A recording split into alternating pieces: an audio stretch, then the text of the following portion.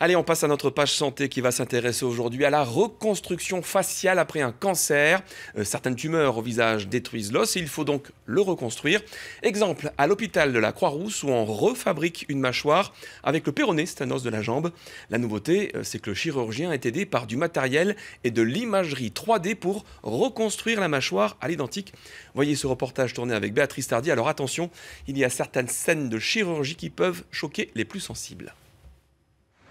Dans cette salle opératoire, ce n'est pas une, mais deux équipes de chirurgiens qui interviennent de concert. L'une sur la jambe, l'autre sur le visage. Ce patient souffre en effet d'une tumeur à la mâchoire inférieure qui a aujourd'hui envahi jusqu'à la peau de sa joue.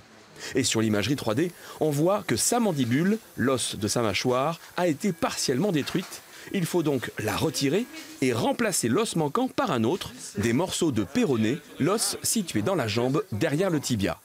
Une opération de routine pour ces chirurgiens, sauf qu'aujourd'hui, ils sont aidés dans leur travail par l'imagerie médicale et la modélisation 3 dimensions, des matériels de coupe et de visserie fabriqués sur mesure pour ce patient. On n'a pas besoin de faire des tâtonnements, de recouper, quel angle on va prendre, quelle taille de fragment on va faire. Les tailles des fragments, ils ont été décidés, les angles ont été décidés et nous, on n'a plus qu'à couper selon les pointillés. Schématiquement, voilà comment cela se déroule. Tout a été modélisé en 3D depuis l'imagerie du patient, que ce soit l'ablation de la mandibule malade ou les 3 parties du péroné qui vont servir à la reconstruire.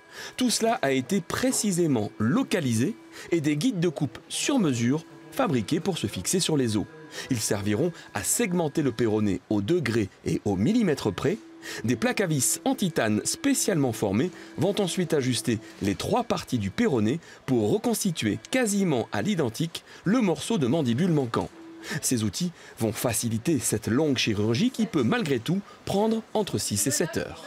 Ça nous permet un gain de temps et d'améliorer la précision de nos résultats puisqu'on passe d'un mode de modelage du péroné artisanal à un mode informatisé et après reproduit dans le champ opératoire à l'aide des guides de coupe sur mesure et des plaques sur mesure préformées. Et voilà ce que cela donne une fois terminé. Une mandibule reconstruite et parfaitement intégrée. Cette autre patiente a bénéficié du même type de chirurgie sur la mandibule droite. C'était il y a 7 mois. À l'époque, son visage était déformé et cela la faisait atrocement souffrir. Aujourd'hui, c'est presque oublié. Ça y est, je retrouve mon visage, tout, ça va. Bon, à part que là, ça va partir petit à petit, hein, il faut du temps. Si l'assurance maladie rembourse la chirurgie, elle ne prend pas en compte le coût supplémentaire des outils fabriqués en 3D, 2 000 € par patient, payés par les hospices civils de Lyon. Et allez, pour aller plus loin, nous a rejoint sur ce plateau le professeur Céruz. Philippe Céruz, bonjour. Vous êtes chef de service ORL de chirurgie cervico-faciale à l'hôpital de la Croix-Rousse à Lyon. C'est vous qui avez fait partie de cette équipe de chirurgiens qui avait opéré dans le reportage. D'ailleurs, c'est un reportage que nous avons tourné il y a 1 mois maintenant. Alors c'est une question quand même importante. Le patient qui était sur la table d'opération, comment va-t-il aujourd'hui ? Écoutez, il va bien. Il a eu des suites très simples. À 15 jours après l'intervention, il est sorti à domicile et il va pouvoir commencer un traitement complémentaire par radiothérapie. Il va très bien. Pour enlever éventuellement toutes les tumeurs qui pourraient rester. Tout à fait. Ce genre d'opération, on l'a dit dans le reportage, on place la mandibule par l'os du péroné. On va avoir une petite animation. Ça existe depuis une 30aine d'années en fait, donc c'est presque de routine. Alors ça fait 30 ans que ça a été décrit, ça fait une 20aine d'années qu'on fait ça quasiment en routine. Mais c'est vrai que c'était une technique qui est complexe. Reconstruire une mâchoire avec un os qui est droit, il faut la modeler. Et pour arriver à un résultat satisfaisant, c'est plus de l'ordre de l'artisanat, voire de l'artistique que du chirurgical. Vraiment, ça se faisait à l'œil, quoi. On découpait un peu. Ça se faisait à l'œil, au jugé, et on s'aidait avec des fantômes, mais c'était quelque chose de complexe et qui prenait beaucoup de temps. Alors, c'est une question qui peut paraître candide, mais cet os du péroné qui est donc juste derrière le tibia, on l'a vu, il nous manque pas finalement quand on l'a plus? Eh bien finalement non. Figurez-vous que j'ai un patient en particulier qui a bénéficié de ce type d'intervention et qui fait de l'alpinisme et du ski de randonnée. Il m'a dit aucun souci, je fais quasiment comme avant. J'ai de temps en temps une petite faiblesse, mais je fais quasiment comme avant. Donc finalement... Le péroné, il ne sert pas à grand-chose. Il sert, mais on peut s'en passer. On peut s'en passer. Alors, pourquoi travailler avec 2 équipes de chirurgiens ? On l'a vu, il travaille vraiment de concert. Alors, vous l'avez vu, c'est une intervention qui est longue, hein, qui dure entre 7, 8, parfois 10 heures quand c'est un peu plus difficile. Et quand on a 2 équipes, 2 chirurgiens, d'abord on diminue le temps d'intervention.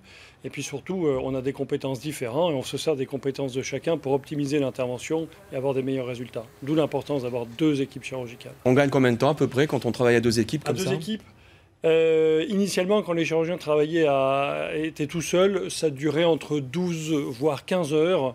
Et maintenant, c'est énorme. C'est énorme. Maintenant, on arrive à 8 heures d'intervention, on arrive à s'en sortir à 2 équipes. Et grâce à ce nouveau procédé où, en fin de compte, là, comme dit le professeur, le docteur Fuchsmann, qui avait opéré, on découpe selon les pointillés, on gagne beaucoup de temps? On gagne énormément de temps. On gagne près de 2 heures en moyenne. Sur tous les patients qu'on a opérés, on a mis en évidence qu'on arrive à gagner 2 heures d'intervention. Ce qui est important parce qu'on sait que plus de temps on passe sur la table opératoire, plus les risques de complications sont importants. Donc plus on gagne, mieux c'est.